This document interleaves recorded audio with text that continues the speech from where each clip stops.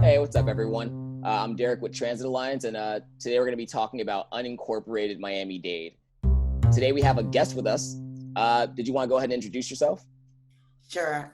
Thank you, Transit Alliance, for the opportunity. My name is Kelli Ann Thomas, and I'm the South Dade organizer with the New Florida Majority. We're a political organization that seeks to build political power in Black and brown communities across the state of Florida. And I also am here, like Derrick said, to talk about unincorporated South Dade, where I was raised and where I organize.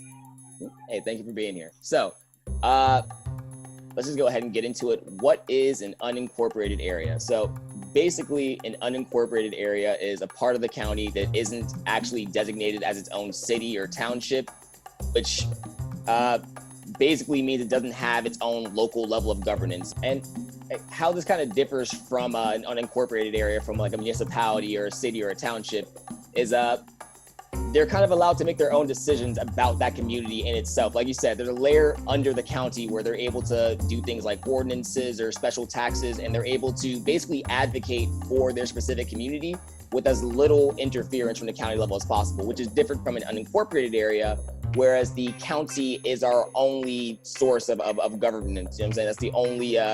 That's the only place we can go to advocate for our communities. And we are talking about an unincorporated area. You're talking about very large swaths of land that encompass many different communities. So it's very hard to have this single stream trying to advocate for all these communities at once because they can't do it for themselves. It's very strange. So yeah, where I organize and where I live, unincorporated Miami-Dade County, is different from unincorporated areas. So for example, I live in South Miami Heights. That's a different, distinct neighborhood from Perrine or Gould or Richmond Heights, where we don't have a direct mayor, we don't have a council or a city commission that can advocate for us or tax us to be able to have the revenues to have a local transportation system that might be able to connect us to the county. So when it comes to living in an unincorporated area, as we stated earlier, we have one commissioner who has to, kind of battle it out at the commission level with other commissioners to be able to fight for the resources we need. And we end up being disenfranchised because we don't have that direct layer of governance to be able to advocate to when it comes to transit. Exactly. And there's another layer to that kind of like is a perfect example of where this fails people. When you talk about the difference between municipalities and unincorporated areas, the PTP surtax, the half penny that kind of goes into that piggy bank for every taxable purchase, municipalities, the 34 municipalities, they each get a cut of that PTP surtax fund to do kind of as they please with their transportation plans, which if we're talking about transportation and talking about the fact that people traverse many different areas, like when they're going to work or just going anywhere in the county, people travel. It's not like everything happens in the community you happen to live in.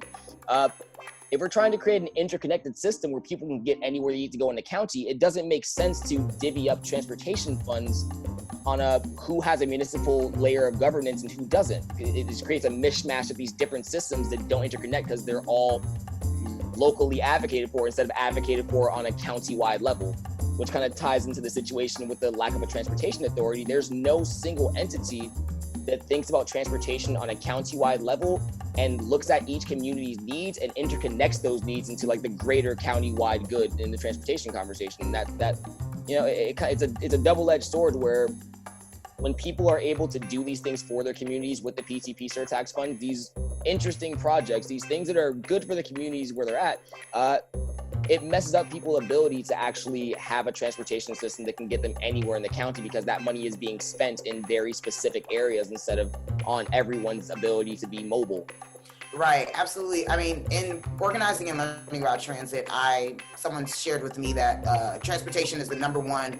I believe Harvard did a study where transportation is the number one way for someone to get out of poverty. So it's very, very important, like, for folks to have access to transit because that's like the great equalizer. If I know I can hop on a bus and a train and I live in Florida City, but I can get to my well-paying job in Brickell, or I can get to my college in Kendall or in Sweetwater and I go to FIU, that mobility, that access to mobility allows me to like socially climb to be able to, be prosperous. Yeah. So a transportation system, regardless of if you can afford a car or not, regardless if you're a working class person, a a professional. Everyone deserves access to transportation, one, and two, these should be democratic decisions should be made when it comes to transit by people who actually utilize it or have who live in these communities. This shouldn't just be elected officials who might have to, who might be out of touch with the community or might have to be on a board with 12 other commissioners who are fighting for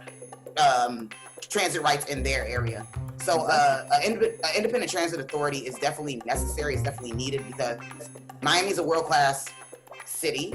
We live in a world-class county, but we have third world transportation.